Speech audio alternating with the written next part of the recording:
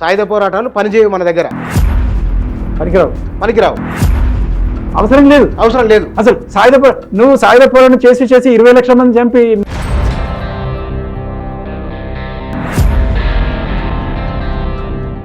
ఇప్పటి వరకు కేంద్ర కమిటీ కార్యదర్శిగా ఒక్క బీసీ అయినాడా, ఒక ఎస్సీ అయినాడా?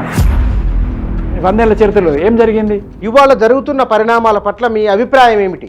ఈ పని చాలా కాలం క్రితమే చేయాల్సింది అనిపించింది. అంటే మార్క్సిజాన్ని అర్థం చేసుకోవడంలో ఒక పొరపాటు, దాన్ని అనుభవించడంలో ఇంకో పొరపాటు జరిగిందంటారా? అవును. మన దేశ పరిస్థితులు వేరు. దున్నేవాడికి భూమి అనేది ఈ కమ్యూనిస్టుల యొక్క లక్ష్యం కాదు. వీళ్ళు ఎవరైతే చెప్తున్నారో వీళ్ళు చచ్చిపోతే కవిత్వం రాద్దాం అనుకుంటారు, ఉపన్యాసం ఇద్దాం అనుకుంటారు, ఆ చచ్చిపోయిన వాళ్ళ పేరు మీద కీర్తి సంపాదించాలనుకుంటున్నారు. ఇది దుర్మార్గమైన వ్యవస్థ. దేకేది నాది కాకపోతే కాశీ దాకా దేకమన్నట్టు అయిపోయింది మన బతుకు. నమస్తే. మన దగ్గర 40-50 సంవత్సరాల కింద నుంచి రకరకాల ఉద్యమాలు జరుగుతూ ఉన్నాయి. అందులో ప్రధానంగా ఒకప్పటి పీపుల్స్ వార్, ఇవాళ మావోయిస్ట్ పార్టీ. మారిన కాలానుగుణంగా తాము మారుతున్నామని, అందుకే అక్కడి నుంచి బయటకు వస్తున్నామని ముఖ్య నాయకులు చెప్తున్నారు. కొంతమంది ఇప్పటికే బయటకు వచ్చారు, మరికొంతమంది వస్తూ ఉన్నారు. వారు బయటికి రావడానికి చాలామంది ఆహ్వానిస్తున్నారు, మంచి పరిణామం అని చెప్తున్నారు. కొందరు అక్కడక్కడ భిన్నాభిప్రాయాలు వ్యక్తం చేస్తున్నారు. అయితే ఆ సంస్థలో పనిచేసిన వారు, ఆ రాజకీయ భావజాలంతో ఉన్నవారు ఒకానొకప్పుడు అక్కడి నుంచి ఉండి బయటికి వచ్చి తన మార్గాన్ని మార్చుకున్నవారు ప్రఖ్యాత రచయిత బిఎస్ రాములు గారు మన దగ్గర ఉన్నారు. వారి అభిప్రాయం ఏంటో తెలుసుకుందాం ఈ పరిణామాలపైన. నమస్కారం అండి. నమస్కారం. ఒకప్పటి మీ సహచరులు, వారి నుంచి విభేదించి మీరు బయటకు వచ్చారు కదా, ఇవాళ జరుగుతున్న పరిణామాల పట్ల మీ అభిప్రాయం ఏమిటి? వాళ్ళు ఈ పని చాలా కాలం క్రితమే చేయాల్సింది అనిపించింది. ఎప్పుడైతే నిర్బంధం ప్రారంభమైందో 1984 ఎన్టీ రామారావు పడిపోయి మళ్ళీ ఎలక్షన్లు పెట్టిన తర్వాత అప్పుడు నిర్బంధాన్ని బాగా సీరియస్గా ప్రతిపాదించినారు. ఎంత సీరియస్గానంటే జైలు బయట అరెస్ట్ చేసి ఆ తర్వాత వాళ్ళని కాల్చి చంపేసి ఆ తర్వాత బూడిద కూడా లేకుండా చేసినారు ఒక 50 మందిని. దానివల్ల 1989 ఎలక్షన్లలో ప్రత్యక్షంగా పరోక్షంగా పీపుల్స్ పార్టీ ఎన్నికల బహిష్కరణ పిలిపించినా సరే ప్రజలు దాన్ని ధిక్కరించి కాంగ్రెస్ పార్టీకి ఓట్లు వేసినారు. అట్లా డాక్టర్ మర్రి చెన్నారెడ్డి గారు అధికారంలోకి వచ్చినారు. తనకు ఆ విషయం తెలుసు. అందువల్ల మీరు బహిరంగ సభలు పెట్టుకోండి, ఎంత అంటే అంత చేసుకోండి. కొండపల్లి సీతారామయ్య గారికి ఆరోగ్యం బాగలేదట, నేను వైద్య బృందాన్ని కూడా పంపిస్తాను, ఎవరికైనా ఉద్యోగాలు లేకపోతే ఉద్యోగాలు ఇప్పిస్తాను అని చెప్పి ఆహ్వానించి అపారమైన గౌరవంతో ఆహ్వానించారు. మీరు ఆ అపారమైన గౌరవంతో ఆహ్వానించినప్పుడే గద్దరు బయటకు వచ్చినాడు, నేను బయటకు వచ్చినాను, వరవరావు కూడా జైలు నుంచి బయటకు వచ్చినారు.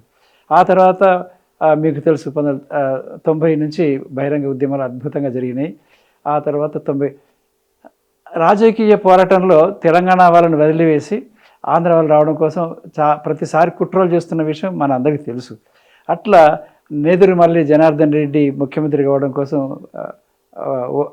పాత బస్తీలో అల్లరి సృష్టించడం, ఆ తర్వాత మర్రి చెన్నారెడ్డి రాజీనామా చేయడం, ఆయన వచ్చిన తర్వాత తీవ్రమైన నిర్బంధం ప్రవేశపెట్టి చివరికి పీపుల్స్ పార్టీని నిషేధించారు. జనార్దన్ రెడ్డి నిషేధించాల్సిన అవసరమే లేదు నిజానికి అప్పుడు.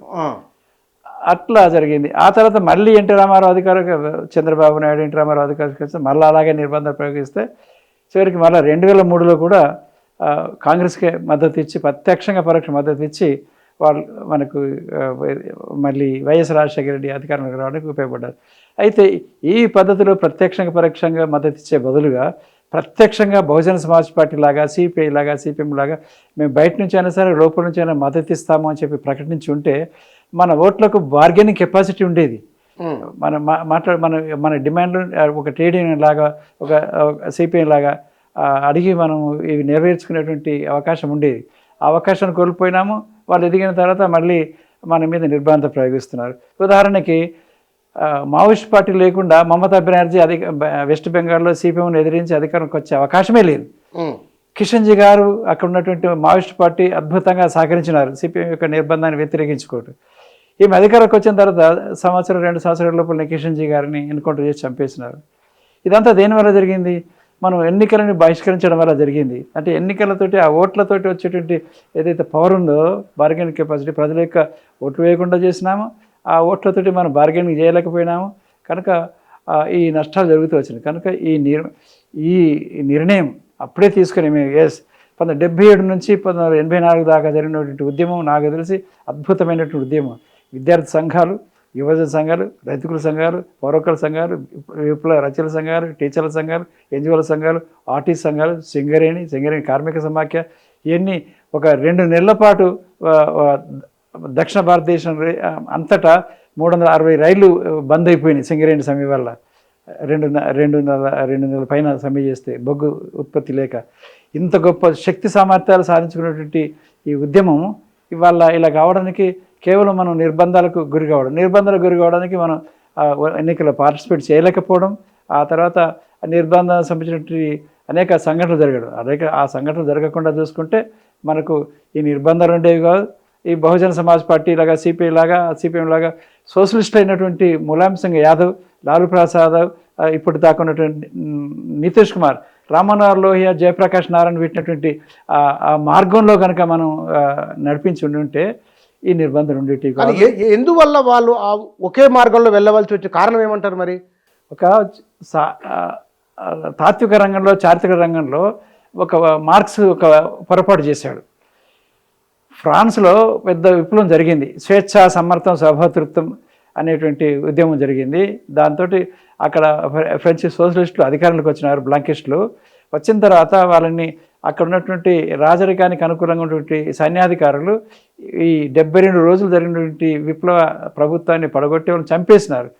అప్పుడు ఇది దుందుడుకు చర్య, అసలు విప్లవం చేయాల్సింది కాదని అన్నటువంటి మార్క్స్ ఎంగెల్స్లు వాళ్ళందరూ చనిపోయిన తర్వాత దాన్ని గొప్ప ఉద్యమం అని చెప్పి ప్రకటిస్తూ, ఆ తర్వాత దాని గుణపాఠాలనే పేరు మీద మనకు కూడా సొంత సైన్యం ఉండాలి, మన విప్లవోద్యమం సొంత సైన్యాన్ని తయారు చేసుకోవాలని చెప్పి సూత్రీకరణ చేసినాడు. నిజానికి అది ఆవేశపూరితంగా చేసిందో మరి ఏంటో తెలియదు, కానీ అక్కడ ఫ్రెంచ్ సోషలిస్ట్ ఉద్యమాలు చేస్తున్నారు. వాళ్ళు బహుళ పార్టీ వ్యవస్థను కలిసి పనిచేద్దామని అంటున్నారు. దాన్ని విభేదించి వీళ్ళు ఏకపార్టీ వ్యవస్థను ప్రతిపాదించినారు. ఆ తర్వాత ఇప్పుడు సాయుధ పోరాటం అన్నారు. మరి ఈ మార్క్స్ ఎంగెల్స్లే భారతదేశంలో 1857లో జరిగినటువంటి ప్రథమ స్వాతంత్ర పోరాటం బహదూర్ షా నాయకత్వంలో అందరు సంస్థానాధీశులు బ్రిటిష్ ప్రభుత్వానికి ఈస్ట్ ఇండియా కంపెనీకి వ్యతిరేకంగా పోరాటం చేసినప్పుడు ఇది గొప్ప స్వాతంత్ర పోరాటం అని చెప్పి పెద్ద పుస్తకం రాసినారు. ఆ లండన్ లిబరల్ పుస్తకాలన్నీ చదివేసి అసలు ఎక్కడెక్కడ ఎలాంటి సైనికులు మన భారతీయ సైనికులు తిరుగుబాటు చేసినారు రాసినారు.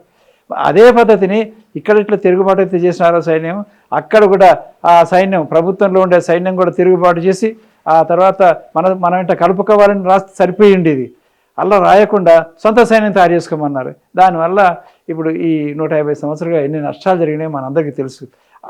అంటే మార్క్సిజాన్ని అర్థం చేసుకోవడంలో ఒక పొరపాటు, దాన్ని అనుభవించడంలో ఇంకో పొరపాటు జరిగిందంటారా? అవును. మన దేశ పరిస్థితులు వేరు, భారతదేశ పరిస్థితులు వేరు, రష్యా పరిస్థితులు వేరు, చైనా పరిస్థితులు వేరు. రష్యాలో ఆయన ఒక పద్ధతిలో మొగిడిపోయినాడు. కొంతకాలం వాళ్ళు పార్లమెంట్లో ఉన్నారు, ఆ తర్వాత దాన్ని వదిలేశారు. మావోకైతే పార్లమెంట్ ఉండే అవకాశం రాలేదు, లాంగ్ మార్చ్ చేశారు. మన దగ్గర లాంగ్ మార్చ్ బదులు మన దగ్గర ఏం జరిగింది, 1929లోనే స్వాతంత్రం వస్తుందని చెప్పేసి గాంధీజీ ప్రకటించినాడు. కానీ ప్రపంచ యుద్ధాల వల్ల అది ఆలస్యమై 20 సంవత్సరాల ఆలస్యమై 1945లో మనకు వచ్చింది. 1945లో చెప్పినారు, 40 ఇవ్వడం జరిగింది. మన భారతదేశం ఏం జరిగింది, మన దగ్గర సాయుధ పోరాటం జరగలేదా? బ్రిటిష్ వాళ్ళకి వ్యతిరేకంగా చారు మజుందార్ లాంటి వాళ్ళు కానీ నక్సలైట్లు కానీ ఎవరు లేకముందే 169 తిరుగుబాట్లు చేసినారు. వెన్నకంటి రాఘవయ్య గారు దాని మీద పెద్ద పుస్తకం రాసినారు. అట్లాంటి 169 పోరాటం అది ప్రజల యొక్క అవసరం, ఆదివాసుల యొక్క అవసరం. అట్లా చేసినటువంటి పోరాటం ఉండగా ఆ తర్వాత మొదటి ప్రపంచ యుద్ధం మొదటి ఇది ప్రథమ భారత స్వాతంత్ర పోరాటం అనేది జరిగిన తర్వాత మనం దీన్ని ఇది ఆదర్శంగా తీసుకోకుండా వాళ్ళు ఇక్కడ బ్రిటిష్ వాళ్ళు ఏం చేశారు, బ్రిటిష్ ప్రభుత్వం మొదటి నుంచి ఒక గొప్ప పని చేస్తూ వస్తున్నారు. ఎక్కడ జర్మనీలో కానీ ఫ్రాన్స్లో కానీ యుద్ధాలు జరిగితే అంతర్గత సంఘర్షణ జరిగితే దాని నుంచి గుణపాఠాలు తీసుకొని తనకు తాను ఎప్పటికప్పుడు సంస్కరణలు పెట్టుకుంటుంది, సమాజాన్ని సంస్కరణ పెట్టుకుంటుంది. అందువల్ల మనకి ఇక్కడ తిరుగుబాటు జరగగానే, ఫ్రాన్స్లో తిరుగుబాటు జరగగానే ఇక్కడ కాంగ్రెస్ పార్టీని 1883లో రాబర్ట్ హ్యూమ్ నాయకత్వంలో పెట్టి మీకేమైనా సమస్యలు కనుక ఉంటే మీరు దరఖాస్తు ఇవ్వండి. దరఖాస్తు అనేది ప్రజాస్వామ్యంలో మొట్టమొదటి అత్యంత ప్రాథమికమైన ప్రధానమైన ఇష్యూ. ఇప్పుడు కలెక్టర్ దగ్గరికైనా సరే దరఖాస్తు ఇవ్వాలి, గవర్నర్కైనా ఇవ్వాలి, ముఖ్యమంత్రికైనా ఇవ్వాలి. అంటే ప్రజాస్వామ్యం అంటేనే దరఖాస్తు ఇవ్వడం. ఆ దరఖాస్తు ద్వారా 15 రోజులకు 20 రోజులకు ఆ సమస్య పరిష్కరించడం అవుతుందా కాదా చెప్పడం జరగాలి. ఈ దరఖాస్తు యొక్క ప్రాధాన్యతని, దరఖాస్తు అంటే ప్రజాస్వామ్యం, అది లేకపోతే ప్రజాస్వామ్యం లేదు. అలాంటి దాన్ని ప్రారంభించిన తర్వాత మనకు గోఖలే వచ్చినాడు, వీళ్ళు చాలా లాలా లజపతి గారు వచ్చినారు, ఆ తర్వాత బాలగంగాధర తిలక్ గారు వచ్చినారు. బాలగంగాధర గారు పోతూ గాంధీజీ నాయకత్వం వచ్చింది. గాంధీజీ నాయకత్వం తర్వాత మనకు సుభాష్ చంద్రబోస్ కాంగ్రెస్ పార్టీ అధ్యక్షుడు అయితే ఆయన గొనిగినాడు, నా పద్ధతులు నడవదని. అప్పుడు ఆజాద్ హింద్ ఫౌజ్ పెట్టినాడు సుభాష్ చంద్రబోస్. అలాగే జిన్నా వచ్చినాడు, అలాగే అంబేద్కర్ వచ్చినాడు. అంటే మనకు గాంధీ ఉన్నాడు, అంబేద్కర్ ఉన్నాడు, ఆ తర్వాత జిన్నా ఉన్నాడు, ఆ తర్వాత సుభాష్ చంద్రబోస్ ఉన్నారు, ఆ తర్వాత కమ్యూనిస్ట్ పార్టీలు, సోషలిస్ట్ పార్టీలు ఉన్నాయి, రామన్న లోహియా ఉన్నాడు. ఇన్ని రకాల ఉద్యమాలు ఇక్కడ మన దగ్గర జరుగుతున్నాయి. ఇది మన దేశ పరిస్థితులు. అర్థం చేసుకోలేదు వాళ్ళు, అర్థం చేసుకోలేదు. కానీ ఇక్కడ మీరు 90లో బయటకు వచ్చినప్పుడు, ఇప్పుడు బయటకు వచ్చిన వాళ్ళంతా మీ మిత్రులే కదా అప్పుడు? అవును. వాళ్ళ గురించిన అవగాహన ఏమిటి, మీకున్న అవగాహన ఏమిటి వారి పట్ల? అప్పుడు నా అవగాహన, అప్పుడు ఏం చెప్పినానంటే, పార్టీలో చర్చ జరిగింది. పార్టీలు ఉన్నప్పుడే నేనేమన్నా అంటే, ఇప్పుడు మనం 1977 నుంచి 84 దాకా విద్యార్థి సంఘాలని, యువజన సంఘాలని, రైతుకుల సంఘాలని, విప్లవ సంఘాలని, పౌరకుల సంఘాలని, మొత్తం ప్రజలని, సింగరేణిని, ఆర్టీసీని అరెస్ట్ చేసినాం కదా. ఇది జీవితం అంతా జరగాలి. ప్రజలు ఎప్పుడు రహస్యంగా జీవించరు, ప్రజలు బహిరంగంగా జీవిస్తారు. కనుక వాళ్ళు బహిరంగంగా జీవించగలిగే అవకాశాలు ఉండాలి. అంటే వాళ్ళ మీద, మన వల్ల వాళ్ళ మీద నిర్బంధం రాకూడదు. మనం రహస్యంగా ఉంటాం మన రక్షణ కోసం.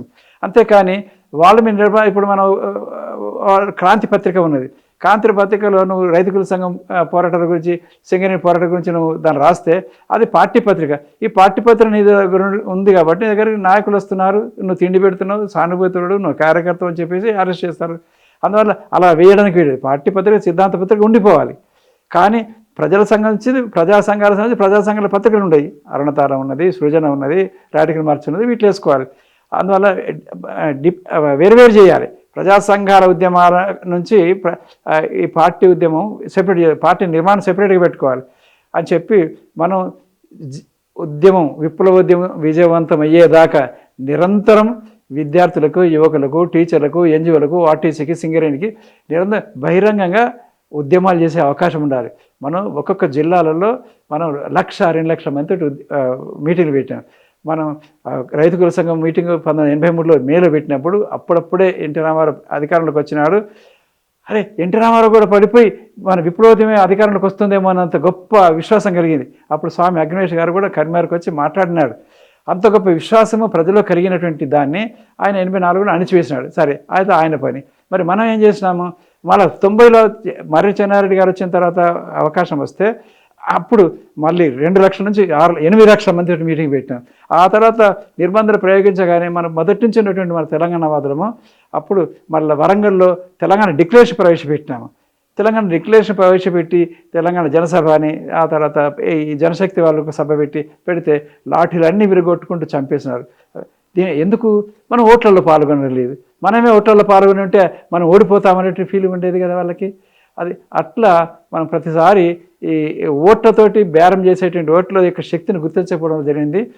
దానివల్ల తెలంగాణ ఉద్యమం ఇప్పటికీ 1996 నుంచి ఈ విప్లవోద్యమ అభిమానులే, కార్యకర్తలే వెనక ఉండి ముందుండి ఈ తెలంగాణ ఉద్యమాన్ని నడిపించారు. ఇది కేసీఆర్ అనేది ఒక విగ్రహం లాంటిది, ఒక రాష్ట్రపతి లాంటి బొమ్మనే తప్ప ఆయన ఆర్గనైజర్ కాదు. అది అందరికీ తెలుసు. కానీ ఆయన క్లెయిమ్ చేసుకుంటున్నాడు. కానీ 1996 నుంచి 2001 దాకా ఎంత రాష్ట్ర వ్యాప్తంగా ఎంత గొప్ప సామాజిక సైద్ధాంతిక చర్చలు చేశాము. ఆ తర్వాత టీఆర్ఎస్ వచ్చిన తర్వాత కూడా దాని వెనుక ఉన్నది ముంగట్టున్నదంతా మిలియన్ మార్చ్ కానీ సాగరహారం కానీ చేసినంత ఎవరు? ఈ విప్లవోద్యమ మన తెలంగాణ మనకుంటే ఇంత నిర్బంధాలు ఉండవు అని మనకు అర్థమైపోయి అట్లా చేయడం జరిగింది. కానీ ఇక్కడ మీ వయసులో ఉన్న మీరంతా 70+, మీరంతా 70, 80లో ఉన్నవాళ్ళు కదా. సరే, వాళ్ళు ఇప్పుడు అదొక తరం ఉన్నది, కొత్త తరం వాళ్ళు ఉన్నారు. బయటకు వచ్చిన తర్వాత వాళ్ళు ఏ ఎజెండా తీసుకోవాలి? ఒకటి, భారతదేశానికి సాయుధ పోరాటం పనికిరాదు. భారతదేశంలో అంబేద్కర్ ఆలోచన పూలే ఆలోచన ఇక్కడ పనికి వస్తుంది అన్నప్పుడు వాళ్ళు ఏం పద్ధతులు మార్చుకోవాలి, ఎట్లా వెళ్తే బాగుంటుందని మీరు సూచన చేస్తారు? ఒకవేళ అట్లా ఇంట్రెస్ట్ ఒకవేళ సింపుల్గా ఒకటే వాక్యంలో సులభంగా అర్థం కావడం కోసం చెప్పాలంటే, రామ్ మనోహర్ లోహియా, లోక్నాయక్ జయప్రకాష్ నారాయణ్ ఫ్రెంచ్ సోషలిస్ట్ వారసత్వంలో భాగంగా భారతదేశంలో ఉద్యమం నిర్మించడం వల్ల 1967 నాటికే ఉత్తరప్రదేశ్, బీహార్లలో కర్పూరి ఠాకూర్, ఆ తర్వాత రామ్ నారాయణ యాదవ్ కాడి నుంచి నితీష్ కుమార్, లాలూ ప్రసాద్ యాదవ్, ములాయం సింగ్ యాదవ్, అఖిలేష్ యాదవ్ దాకా, బిజు పట్నాయక్ దాకా ముఖ్యమంత్రులు అయినారు. ప్రభుత్వాలకు వచ్చిన జనతా పార్టీ కూడా సోషలిస్ట్ పార్టీ యొక్క వారసత్వంలో భాగంగా వచ్చింది. జనతాదళ్ కూడా, అంటే కాంగ్రెస్కు పోటీగా వచ్చినట్టు జనతాదళ్ కానీ జనతా పార్టీ కానీ సోషలిస్ట్ పార్టీ రామ్ మనోహర్ లోహియా, జయప్రకాష్ నారాయణ నిర్మాణంలో భాగంగా ఫ్రెంచ్ సోషలిస్ట్లో భాగంగా వచ్చిందంటే స్వేచ్ఛ, సమర్థం, సౌభాతృత్వం. అందువలనే సోషలిస్ట్ పార్టీలో ఉన్నటువంటి రామ్ మనోహర్ లోహియా కానీ, ఆ తర్వాత బీపీ మండల్ కానీ ఈ 60% రిజర్వేషన్లని పార్టీలో ప్రవేశపెట్టినారు బీసీఎస్సీల కోసం. పార్టీలో ఉండాలి, ఎమ్మెల్యే టికెట్ కూడా వాళ్ళకి ఇవ్వాలి. దానివల్ల అక్కడ అధికారంలోకి వచ్చినారు బీసీలు, ఎస్సీలు.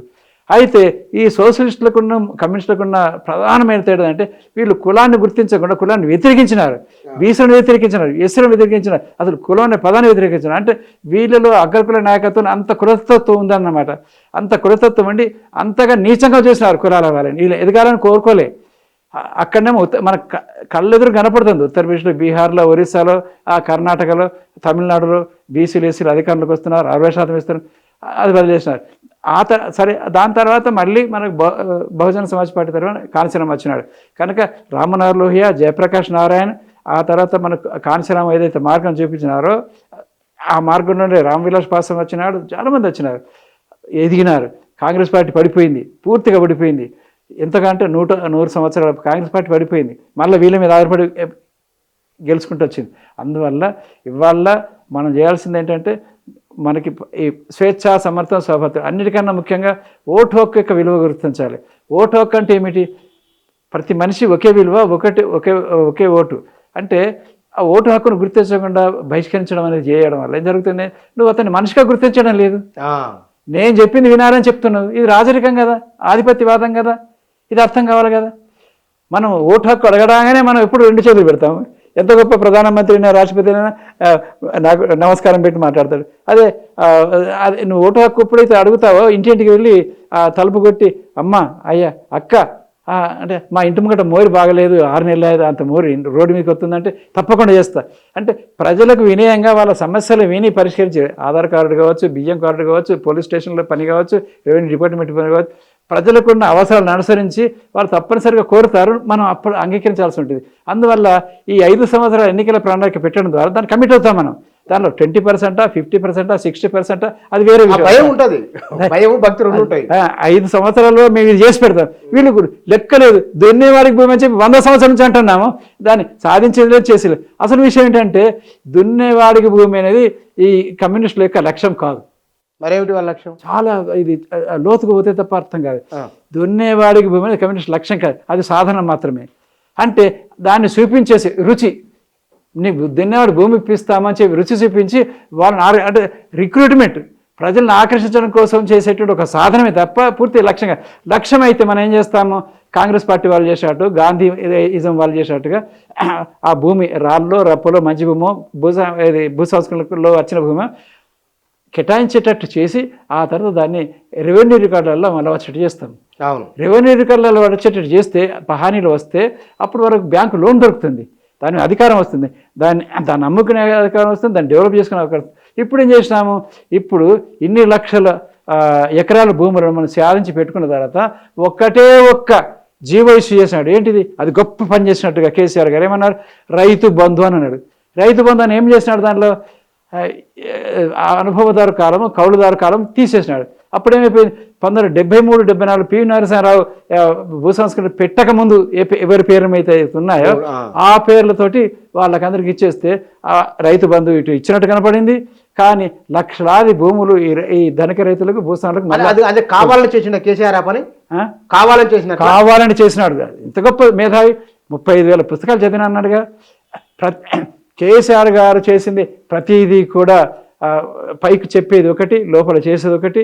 ఆ తర్వాత రైతు బందే కాదు, ఇప్పుడు మేకల పెంపకం, గొర్రెల పెంపకం, ఆ తర్వాత ఆసరా పథకం, మహిళలకు ఆసరా పథకం పెట్టింది, ఆ తర్వాత చేపల పెంపకం, అన్నీ సమగ్ర కుటుంబ సర్వే లెక్కలు తీసిన తర్వాత అదే ఎన్నికల మేనిఫెస్టో అనుకున్నాడు, అదే భగవద్గీత అనుకున్నాడు, దాని ప్రకారం పోయినాడు. అన్ని ఓట్లే.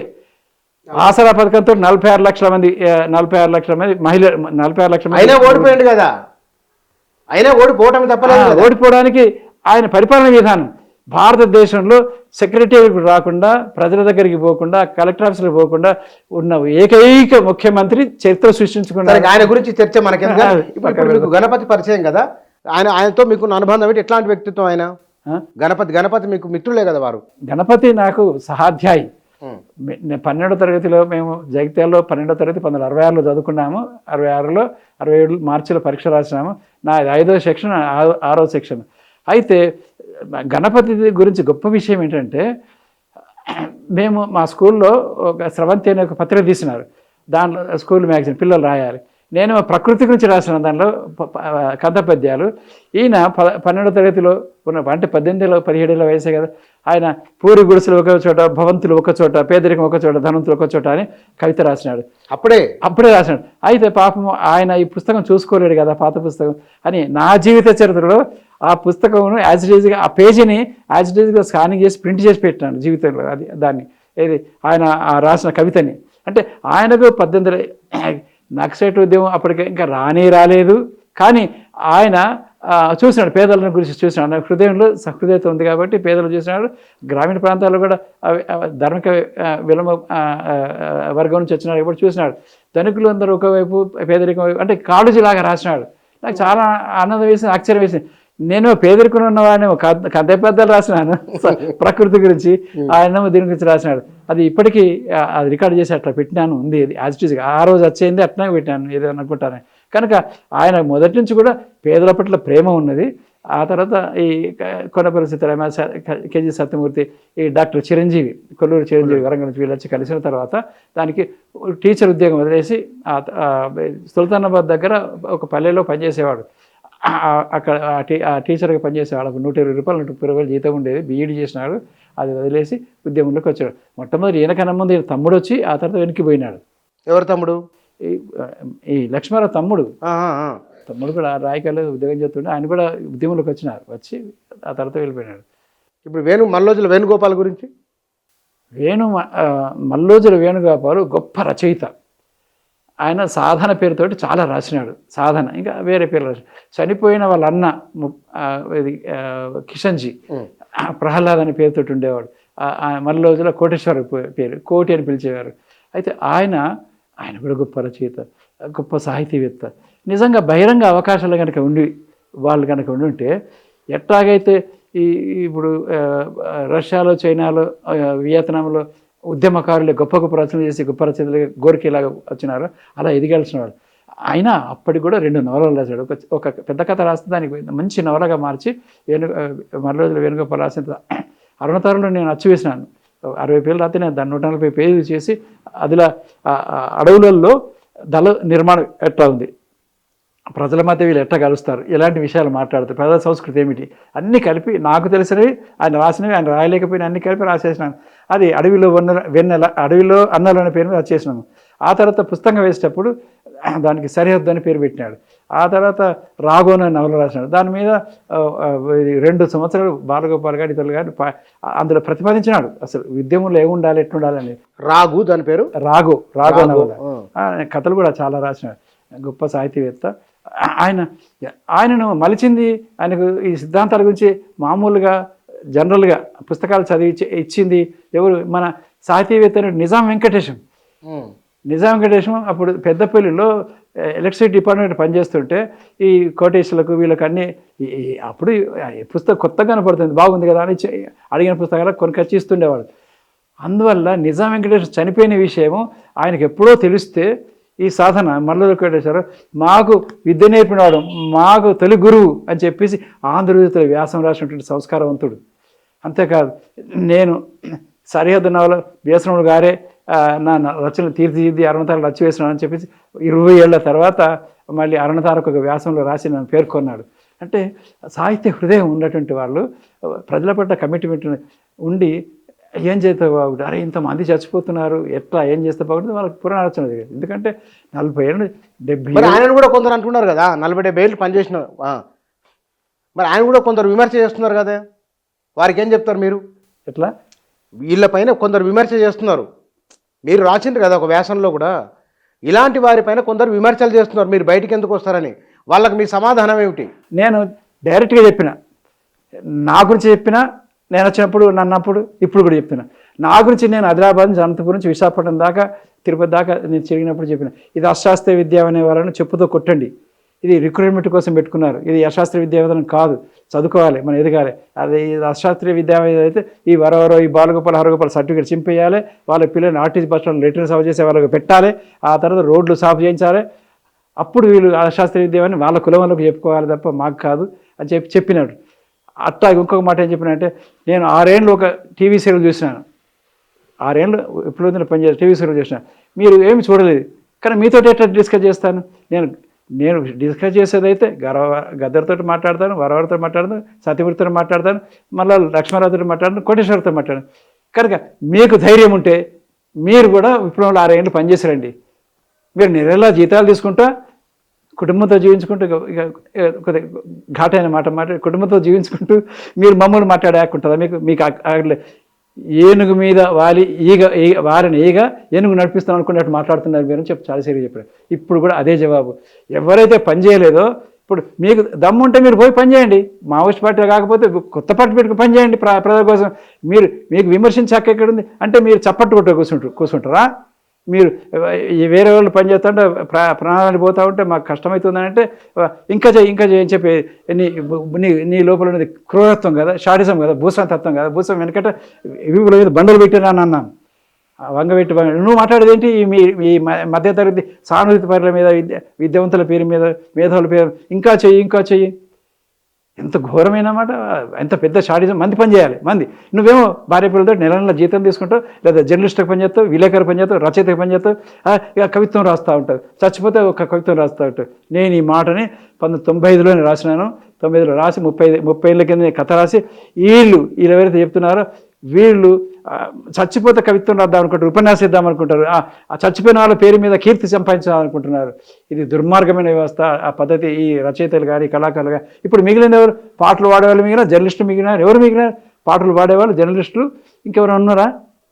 సానుభూతుల పేరు ఏమనంటే ఇంకా చేసేదండి, ఇంకా 40 ఏళ్ళు చేశాను కదా, నువ్వు చేయొచ్చు కదా, నీ పిల్లలు పంపచ్చు కదా, నువ్వు అమెరికాకు పంపిస్తే పిల్లల్ని, లేకపోతే జర్మనీకి పంపిస్తావు, లండన్కి పంపిస్తావు, నువ్వు జర్నలిస్ట్గా ఉండి ఇంటర్నేషనల్గా అవార్డులు తీసుకుంటారు, మీరు ఇంటర్నేషనల్ అవార్డ్స్ తీసుకుంటారు, జర్నలిస్టులు తీసుకుంటారు, పత్రికలు మీ ప్రభుత్వంతో కరచాలనం చేస్తారు, ప్రభుత్వ నాయకులతోటి ఎంత గొప్పగా ఉన్నది అని చెప్పేసి అప్పుడప్పుడు పొగుడుతుంటారు. ఏంటి తమాషానా? ప్రజల కోసం విప్లవం చేస్తున్నాం, ప్రజలకు సేవ చేయడం కోసం చేస్తున్నాం. అరే కష్టనిష్ట అసలు వాళ్ళు అడవులకు పోవే తప్పన్నవాని నేను. ఎందుకంటే ఇక్కడ ఉస్మాన్ యూనివర్సిటీని వదిలేసి, కాకతీయుని వదిలేసి, సింగరేణిని వదిలేసి, ఆర్టీసీని వదిలేసి, ఇక్కడ ప్రజలను వదిలేసి, ఇక్కడ నేను అడిగిన 1987లో లక్ష్మణరావుతో, ఇది గణపతితో, మనము 1972 నుంచి నిర్మాణం చేసుకుని కనీసం 77 నుంచి మనం జగిత్యాల ప్రాంతంలో, కరీంనగర్ ప్రాంతంలో విప్లవం నిర్మాణం చేసినాము. అక్కడ ఏమీ లేకుండా అయిపోయింది. ఎట్లా అంటే 30 ఏళ్ళు కూడా వర్తగా కావచ్చు అని అన్నాడు. 30 ఏళ్ళు కాదు, ఇప్పుడు 40 ఏళ్ళు మళ్ళీ పోగలిగినామా మనం జగిత్యాలకి?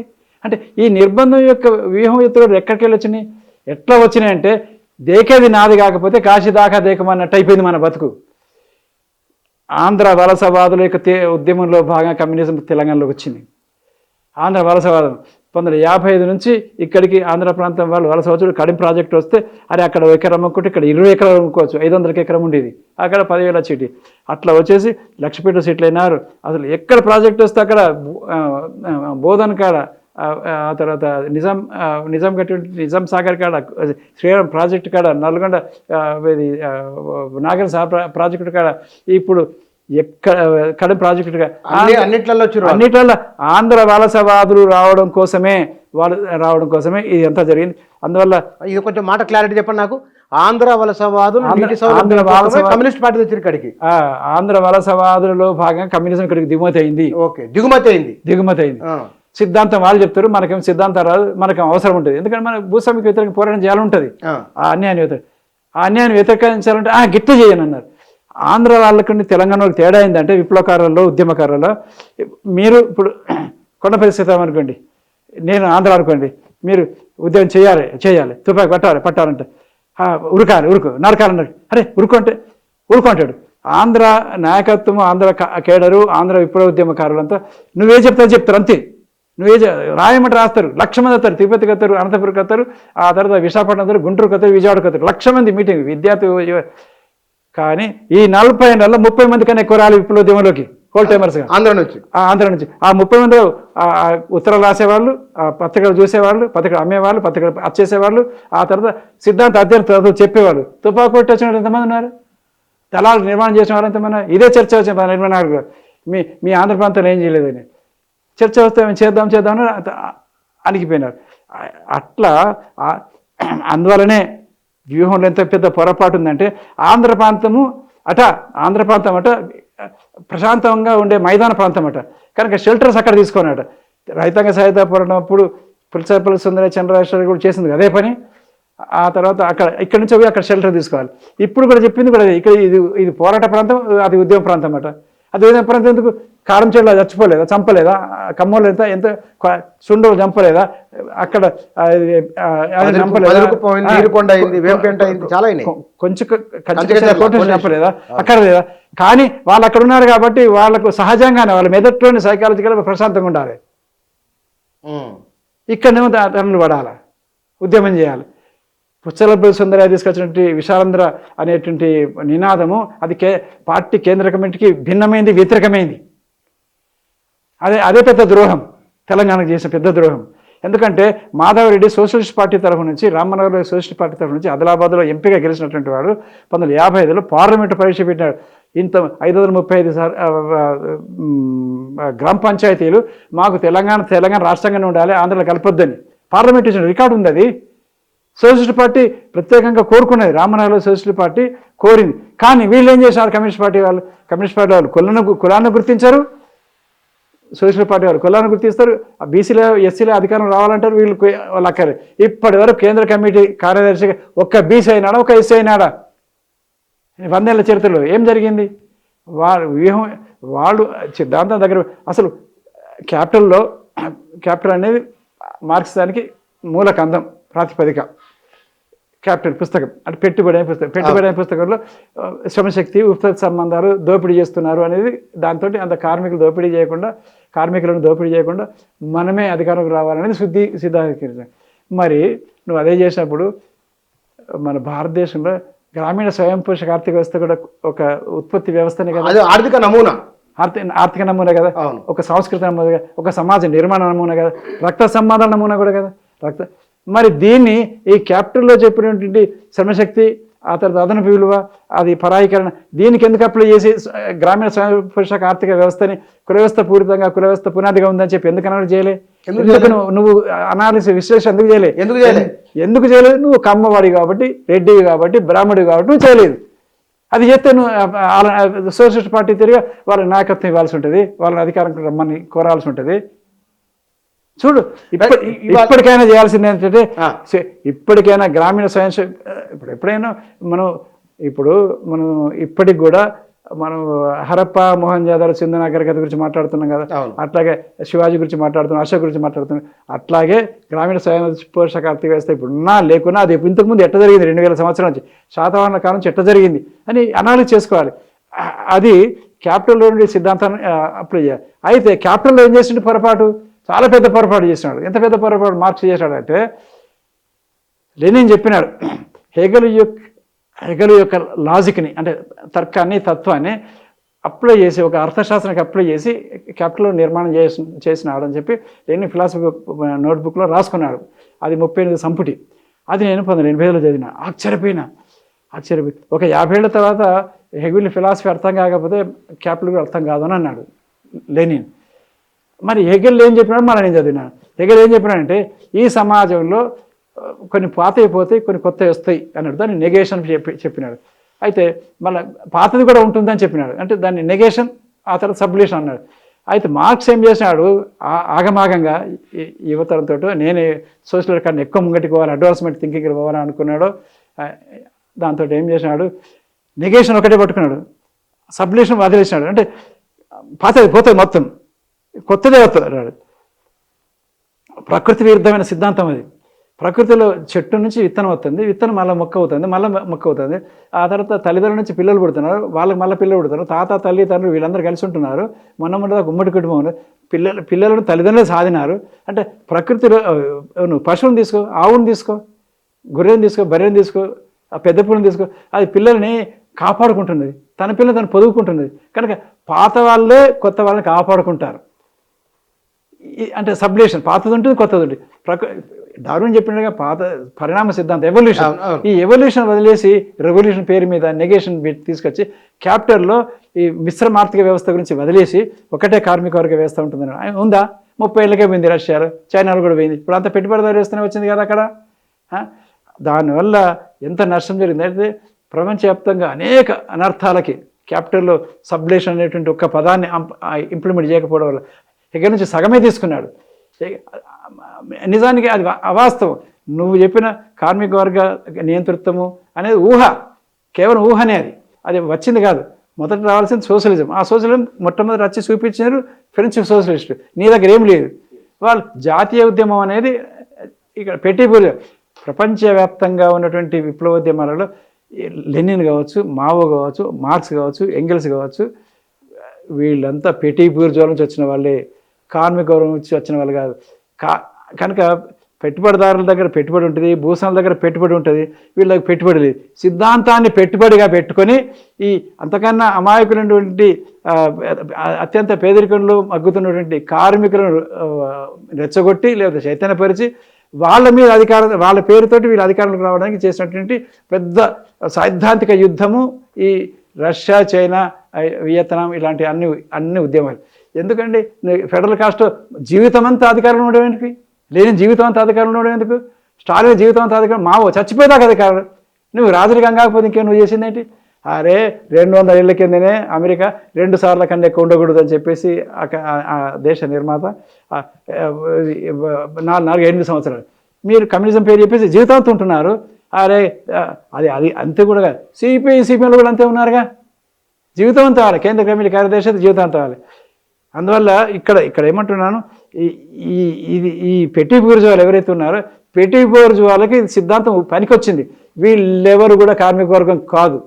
కార్మిక వర్గం పేరు చెప్పుకొని కార్మిక వర్గం మా ఐడియాలజీ మారింది, ఇప్పుడు ఐడియాలజీ మారింది అని చెప్పి టాటాలు బిర్రాలు అంటే నమ్ముడే కదా. అంతేగా మరి నువ్వు చెప్పింది. ఇప్పుడు నీకు ఎంగెల్స్ ఒక బట్టల మిల్లు కార్మికుడు, కార్మిక యజమాని, పారిశ్రామిక యజమాని ఇది ఎంగెల్స్. ఆ డబ్బులతోటి కదా మార్క్స్ను సాధింది. ఆయన అక్కడ బట్టల మిల్లులో పనిచేసుకుంటూ వాళ్ళ నాన్న దగ్గర పనిచేసుకుంటూ ఆ డబ్బులు ఇచ్చి ఎంగెల్స్ మార్క్స్ కుటుంబాన్ని సాధిండు. పెట్టుబడిదారుడే కదా, పారిశ్రామికవేత్త కదా ఆయన. పారిశ్రామికవేత్త, ఈయన బూర్జువా, పెట్టి బూర్జువా మేధావి. లెనిన్ అంతే, లెనిన్ మావో టీచర్ కొడుకు. ఏంటిది ఇది? పెట్టి బూర్జువాలు సిద్ధాంతం అంత డబ్బుతోటి అధికారంతో వాళ్ళ అధికారంలోకి వస్తే సిద్ధాంతం పేరుతో అధికారం రావాలని వీళ్ళు అనుకున్నారు. ఓకే, మరి ఇండియాలో ఏం చేయాలి? ఇప్పుడు ఇండియాలో మన దగ్గర సాయుధ పోరాటాలు పనికిరావు, సాయుధ పోరాటాలు పనిచేయవు మన దగ్గర, పనికిరావు. అవసరం లేదు అసలు. నువ్వు సాయుధ పోరాటం చేసి 20 లక్షల మంది చంపి మావో ఇది 35 లక్షల ఏం చేసి 49 అధికారులు ఇక్కడ ఎవరు చనిపోకుండానే, చనిపోవడం అంటే పాకిస్తాన్ విభజన చనిపోయిన అది వేరే విషయం. కానీ ఉద్యమం కోసం, స్వాతంత్రం కోసం ఇక్కడ చనిపోలేదే. అది సుభాష్ చంద్రబోస్ సాయుధ సైన్యం తయారు చేసిన వస్తే. కానీ మనకు వచ్చింది గాంధీజీ, నెహ్రూ, అంబేద్కర్, వల్లభాయ్ పటేల్, ఆ తర్వాత ఈ సోషలిస్ట్ పార్టీ రామ్మనోహర్ లోహియా, జయప్రకాష్ నారాయణ వీళ్ళు ఉన్నారుగా. ఆ తర్వాత ఈ పద్ధతి శాంతియుత పద్ధతిలో వచ్చింది. పైగా వాళ్ళు ఒక్కటే మాట చెప్తున్నాను, అన్ని చదివిన వాడిగా చెప్తున్నాను. రష్యా, చైనా రాజ్యాంగాలు చదివిన వాడిగా చెప్తున్నాను. ఇప్పుడు ఇవి నక్సలైట్లు, మావోయిస్టులు అన్ని చదివిన వాడిగా చెప్తున్నాను. రష్యా, చైనా యొక్క రాజ్యాంగాలని ముంగటి పెట్టుకొని, భారత రాజ్యాంగాన్ని ముంగటి పెట్టుకొని ఈ సిపిఐ, సిపిఎంఎల్, నక్సలైట్లు, మావోయిస్టులు ఎన్నడూ తులనాత్మక అధ్యయనం చేసి ఏ రాజ్యం తగ్గిపోతుందో ప్రజలకు చెప్పినారా? నేను బీసీ కమిషన్ చైర్మన్ అయితే అవన్నీ చదివిన తర్వాత అరే ఎంత గొప్పగా ఉందని చెప్పి ఆ పుస్తకమే రాసినాను. భారత రాజ్యాంగం గొప్పది, చాలా గొప్పది. అరే ఐక్యరాజ్య సమితి ఒప్పుకుందిగా. ఎందుకంటే ఫ్రాన్స్ విప్లవం నుంచి స్వేచ్ఛా, సమర్థ, సౌభద్రత తీసుకున్నది. ఐర్లాండ్ నుంచి ఒకటి తీసుకుంది, జర్మనీ నుంచి ఒకటి తీసుకున్నది. ఈ జర్మనీ నుంచి ఏం తీసుకుంది, అత్యవసర పరిస్థితి విధించినప్పుడు ఏం చేయాలి, జర్మనీ నుంచి ఇవన్నీ ఐఏఎస్లో కోచింగ్ ఇచ్చేటువంటి దాంట్లో గ్రూప్ వన్ కోచింగ్ ఇచ్చే దాంట్లో భారత రాజ్యాంగం గురించి ప్రతిసారి చెప్తూనే ఉన్నాం కదా. అంటే 6 దేశాల నుంచి 6 రకాలు తీసుకొని దాన్ని కలుపు చేసుకున్నాం మనం. అంటే అన్ని తీసుకొని అన్నిట్లో ఉండి మంచిని తీసుకుని ఒకవేళ కనుక వాళ్ళు బయట తీసుకున్నాం, గొప్ప రాజ్యాంగం రాసుకున్నాం, నిజంగానే భారత రాజ్యాంగం అంత అద్భుతమైంది అంటే మార్గదర్శి మనకు కనపడదు మన ఇండియాలో.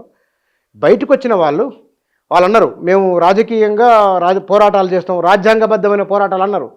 రాజ్యాంగబద్ధమైన పోరాటాలు చేస్తున్న వాళ్ళకు మీరు కొత్త తరానికి లేదా పాత వాళ్ళకి ఎవరికో వాళ్ళు ఒకవేళ వస్తే వాళ్ళని ప్రజలు ఎట్లా అవమానించాలి, 2 వాళ్ళ కార్యక్రమం ఏముంటే బాగుంటుంది చట్టబద్ధంగా. రామమనోహర్ లోహియా, జయప్రకాష్ నారాయణ్ విప్లవాలు చేశారు, ప్రజలు గదిలించారు. అరే జయప్రకాష్ నారాయణ అవినీతికి వ్యతిరేకంగా ఉద్యమం చేస్తే 72 నుంచి 74 4 సంవత్సరాలకే ఆఖరికి ఎమర్జెన్సీ పెట్టాల్సి వచ్చింది ఇందిరాగాంధీ. అంతేగా, అంత పెద్ద ఉద్యమం. బంగ్లాదేశ్లో ఉద్యమం చేస్తే 2 నెలలకు ప్రభుత్వం పడిపోయి పారిపోయి రాలేదా? ప్రజలను కదిలించిన తర్వాత ఇక్కడ ఆ తర్వాత నువ్వు ఎమర్జెన్సీ పెట్టిన తర్వాత కూడా మన జనతా పార్టీగా వచ్చింది. అందువల్ల ప్రజలను గదించడం చాలా ముఖ్యం. ప్రజలంటే ఒక రైతు కూలీలు కాదు. కేసీఆర్ ఒక మాట చెప్పినాడు, అన్న హరీష్ రావు ఈటల రాజేందర్ గెలిచొచ్చినప్పుడు అన్న వాళ్ళు 32 అలా ఒక్క నియోజకవర్గంలో 32 రకాల సంఘాలు కలుసుకొచ్చినారే. హమాలీ సంఘము, కార్మికుల సంఘము, గుమాస్తాల సంఘము, బట్టల గుమాస్త సంఘము, వర్తక సంఘము, ఎల్ఐసి ఏజెంట్ల సంఘము, బ్యాంక్ ఏజెంట్ల సంఘం, బ్యాంక్ ఎంప్లాయీస్ సంఘం, టీచర్ల సంఘం, ఇట్లా 30 సంఘాలు కలిసి మళ్ళీ అందరినీ పల్లెటూరు కలుసుకున్నారండి. రైట్. అందువల్ల 29,000 ఓట్లతో గెలిచిండే అని అన్నాడు. 29,000 ఓట్లతో గెలిచాడు హరీష్ రావు కూడా. అది హరీష్ రావు ఈటరాజు. అంటే ఇప్పుడు వీళ్ళు వచ్చిన తర్వాత 29 కాదు, ఒక నియోజకవర్గంలో 100 సంఘాలు కలవాలి. 100 సంఘాలు 2,75,000 మంది ఓటర్లు ఉన్నారు ఒక ఎమ్మెల్యే నియోజకవర్గానికి. ఈ భారత రాజ్యాంగాన్ని నచ్చివేసిన 100 పేజీలు. ఇది మొట్టమొదటి మీరు చేయాల్సిన పని చిత్తశుద్ధి ఉంటే మీరు భారత రాజ్యాంగం చేసినట్టు 100 పేజీలు చదవండి. 100 పేజీలు దాని మిగతా పక్క పెట్టు. అసలు ప్రజలకు ఉపయోగపడేటి ఏమున్నాయో అవన్నీ రాసిపెట్టిన 395 ఆర్టికల్స్ రాసుకుంటూనే రాసిపెట్టి దాన్ని మీరు చదివి మీరు క్లాసులు చెప్పండి. ఒక 6 నెలలు 7 దాకా భారత రాజ్యాంగం క్లాసులు ఇప్పుడు ఎట్లయితే విప్లవ క్లాసులు చెప్పినామో అట్లా ఒక సంవత్సరం చెప్పండి. ఆ తర్వాత ఎవరికి ఓట్లు వేస్తారో వాళ్ళని ఎంచుకుంటారు, మీకు వస్తారో వాళ్ళకి ఇస్తారా. ఎంత గొప్ప రాజ్యాంగము, ఎన్ని అందుబాటులో ఉన్నాయి, ఇన్ని అవకాశాలు ఉండగా నేను అసలు భారత రాజ్యాంగం చదవకుండా విప్లవం చేయడం ఏంటంటే నాకు అర్థం కాదు. దీనికన్నా గొప్పగా ఉండాలి కదా. అసలు ఎవరు కొడపల్లి సీత చదివిండా, ఈమె మా గణపతి మా లక్ష్మణరావు చదివిండా, ఎవరు చదవలేదు. చదవకుండానే ఎవరో చెప్పిన మాట వినడం ఆవేశం. ఎందుకంటే మనం భూస్వామ్య వ్యవస్థ పోవాలని ఉంటుంది. అన్నిటికన్నా ముఖ్యమైనది ఏంటంటే అసలు వ్యవస్థ మారడం కింద నుంచి సాధ్యం కాదు, వ్యవస్థ పైనుంచి మారుతుంది. ఇప్పుడు పైనుంచి మారుతుంది, కింద నుంచి ఎట్లా మారుతుంది? భూ సంస్కరణలు పివి నరసింహారావు తీసుకొచ్చి పెట్టిండు, అది మనం ఉద్యమం చేస్తాం. అంటే ఎవరు చేస్తే మళ్ళీ చేయాల్సింది ఎవరు? పైన చేయాలిగా. రాజులను మార్చింది ఎవరు? వాళ్ళ రాజులే కదా. రాజు ఒక చక్రవర్తి అయిన తర్వాత సామంత రాజులు ఉంటారు. ఈ సామంత రాజులు సంస్థానాధీశులు. ఆ రాజు ఏం చేస్తే అది. రాజు భూస్వామ్య వ్యవస్థ ఉండాలనుకున్నాడు, పెట్టుకున్నాడు. ఇప్పుడు ఈ భూస్వామ్య వ్యవస్థలో జాగీర్దారులు జమీందారులు పెట్టింది అంతా రాజులే కదా. అక్కడ కేంద్ర ప్రభుత్వం వచ్చింది, మన బ్రిటిష్ ప్రభుత్వం పోయింది. మార్పు పైనుంచి రావాలి. మార్పు పైనుంచి వచ్చింది. వస్తే దాన్ని ఇప్పుడు చెప్తా. కేంద్ర ప్రభుత్వం పోయిందా, బ్రిటిష్ ప్రభుత్వం పోయిందా, ఆ తర్వాత రాష్ట్ర ప్రభుత్వం పోయిందా, జిల్లాలో కలెక్టర్లు వచ్చినారా, తాలూకాలలో మండలాల్లో మార్పు జరిగింది, తహసీల్దార్లు వచ్చినారా? ఇక మారింది ఎక్కడ? ఎప్పుడైతే నువ్వు జమీందారులు జాగీర్దారులు భూస్వాములు అయితే ఉన్నారో దాన్ని రద్దు చేయలేదు. దాన్ని ఎందుకు రద్దు చేయలేదు అంటే రాజ్యాంగ నిర్మాతలలో అంబేద్కర్ కోరిండు రద్దు చేయాలి, భూమి జాతీయం చేయాలి. వాళ్ళంతా ఆ సెక్షన్లకు వెళ్ళొచ్చినారు. అలా భూస్వాములు జాగీర్దారు సెక్షన్ ఒప్పుకోలేదు, వాళ్ళు ఒప్పుకోలేదు. దానివల్ల ఇన్ని సమస్యలు వచ్చినాయి. అయితే ఇప్పుడు అందువల్ల దాన్ని పైనుంచి చేయాలి. అది పైనుంచి సమాజం మారుతుందని చెప్పి పివి నరసింహారావు గమనించినాడు. చేద్దామని ప్రయత్నం చేస్తే ప్రజల ఒత్తిడి భరించలేక ఈ ప్రభుత్వాలు, ఈ భూస్వాములు, ఈ అగ్రకులాల వాళ్ళే అనేక సంఘ సంస్థలు తీసుకొచ్చినారు, భూ సంస్థలు తీసుకొచ్చారు, ల్యాండ్ ఫార్మ్స్ తీసుకొస్తే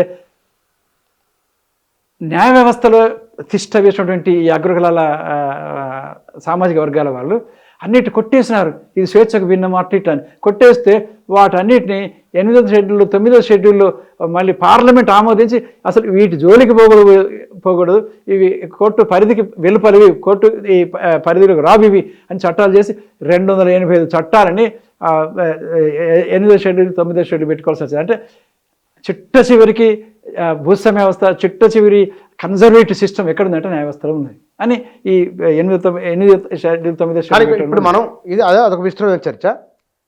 నేను మీతో ఇంటర్వ్యూకి వస్తా అని అన్నప్పుడు మీతో మాట్లాడిన ఒక పెద్ద మనిషి నన్ను ఒక ప్రశ్న ఏమన్నారు, ఇన్ని సంవత్సరాల ఆ ఉద్యమం పైన మీరు అక్కడ పనిచేసి వచ్చారు కదా, ఇప్పుడు అది ముగింపు, దానిపైన మీ కామెంట్ ఏమిటి అని. జరిగిపోయిన నష్టం ప్రజలకు జరిగిపోయింది. మన ఒక్క తెలంగాణ ఆంధ్రప్రదేశ్లోనే 40,000 మంది పోలీసులు కావచ్చు, ఇన్ఫార్మర్లు కావచ్చు, ఉద్యమకారులు కావచ్చు, అమాయకులు కావచ్చు చనిపోయినారు. ఇప్పుడు అబుజ్మల్లో కూడా చనిపోయినారు, అక్కడ చనిపోయినారు. అటు జగిత్యాల ఉద్యమాలు జరిగినప్పుడు ఏబీపీ వాళ్ళు కూడా చనిపోయినారు, ఏబీపీ బీజేపీ వాళ్ళు కూడా చనిపోయినారు, ఉస్మానియా కూడా చనిపోయినారు. అందువల్ల జరిగిపోయింది. ఇప్పుడు మళ్ళీ తిరిగి పునఃప్రారంభం అనేది యువతరానికి ఇవ్వాల్సిన సందేశం ఏంటంటే, ప్రపంచీకరణ జరుగుతున్నది. గ్లోబలైజేషన్ వచ్చేది 35 సంవత్సరాలు, ఈ పీరియడ్ కూడా అయిపోయింది. ప్రతిదీ 35 సంవత్సరాలు. విప్లవోద్యమం రష్యాలో 35 ఏళ్ళకు వచ్చింది, 35 ఏళ్ళు మళ్ళీ పోయి పెట్టుబడిదారు వ్యవస్థ వచ్చేసి. చైనాలో 35 ఏళ్ళకు విప్లవం వచ్చింది, మళ్ళీ 35 ఏళ్ళకు వెళ్ళిపోయి పెట్టుబడిదారు వ్యవస్థ వచ్చింది. ఇప్పుడు ఈ గ్లోబలైజేషన్ కూడా ఇప్పుడు డొనాల్డ్ ట్రంప్ తీసుకున్న నిర్ణయంతో 10%, 20%, 50%, 200% నీకు పన్నులు వేస్తా అనేది ఎప్పుడైతే పెట్టినావో, జిఎస్టీ ఘాట్ ఒప్పందం కానీ డంకెల్ ప్రతిపాదనలు కానీ మొత్తం క్యాన్సల్ అయిపోయినట్లు లెక్క. కనుక నువ్వు ఏమైపోయింది, మళ్ళీ సామ్రాజ్యవాద వ్యవస్థ ఈ గ్లోబలైజేషన్ పద్ధతి నుంచి మారిపోయింది. కనుక ఇప్పుడు మనం చేయాల్సింది ఏంటంటే, మన స్వావలంబన, మన భారతదేశం స్వావలంబన. ఈ స్వావలంబన విశ్వ హిందూ పరిషత్ చెప్తుంది, బీజేపీ చెప్తుంది, ఆర్ఎస్ఐ చెప్తుంది, కమ్యూనిస్ట్ చెప్తున్నారు, నక్సల్ అందరూ. ఈ స్వావలంబనలో మనం చైనాలో ఎట్లయితే కుటీర పరిశ్రమ పెంచుకొని వాళ్ళు ప్రపంచమంతటా విస్తరించి వ్యాపార వస్తువులు అమ్ముతున్నారు, మనం భారతదేశంలో 65% జనాభా ఇప్పటికీ పేదరికంలో ఉంటున్నారు. వాళ్ళ కొనుగోలు శక్తి పెంచడం అంటే వాళ్ళకు ఉపాధి కల్పించి ఆ ఉత్పత్తిని అమ్మి చేయాలి. దీన్ని సీకే ప్రహ్లాద్ అనేటువంటి గొప్ప అర్థశాస్త్రవేత్త ఫార్చ్యూన్స్ బాటమ్ ఆఫ్ పిరమిడ్ పుస్తకం రాశాడు. ఆ పద్ధతులు ప్రజలకు ఉపాధి కల్పించాలి, ఆ తర్వాత ఉత్పత్తి పెంచాలి, సేవా రంగాలు పెంచాలి, స్వావలంబన చేయాలి. అప్పుడు చైనాలో 1978 దాకా చైనా కూడా మనకు వెనుపడిపోయింది కదా. కనుక మనం ఆ పద్ధతిలో డెవలప్ చేయడం కోసం ఆధునిక గ్లోబలైజేషన్ అందించినటువంటి అన్ని అవకాశాలు అందుకుంటూనే స్వావలంబన చేసుకోవాలి, శాంతియుత పరివర్తన తీసుకొచ్చుకోవాలి. Right sir, thank you very much. వారు ఒకప్పుడు వారి మిత్రులు, సహాధ్యాయులు, వారితో పాటు పనిచేసిన అనుభవం ఉన్నది, బయటకు వచ్చి వారు రాజ్యాంగబద్ధంగా పనిచేస్తున్న అనుభవం, 2 అనుభవాలు వారికి ఉన్నాయి. ఇందులో వారు చేస్తున్న సూచన వారికి సాయుధ పోరాటాలు ఇండియాలో పనికిరావు ఒక స్టేట్మెంట్. రెండవది, ఎన్నికల్లో పాల్గొనాలి. ఎన్నికల్లో పాల్గొనడం వలన ప్రజలకు దగ్గరవుతారు, ప్రజా సమస్యలను గుర్తిస్తారు, ప్రజాభిప్రాయాన్ని గౌరవిస్తారు. కాబట్టి ప్రజాభిప్రాయాన్ని గౌరవించాలంటే ఎన్నికల్లో పోటీ చేయాలి, ప్రజా సమస్యల పరిష్కారంలో కృషి చేయాలి, రాజ్యాంగాన్ని ప్రజలకు మరింతగా అర్థం చేయించాలనే సూచన కూడా వారు చేస్తున్నారు. Thank you.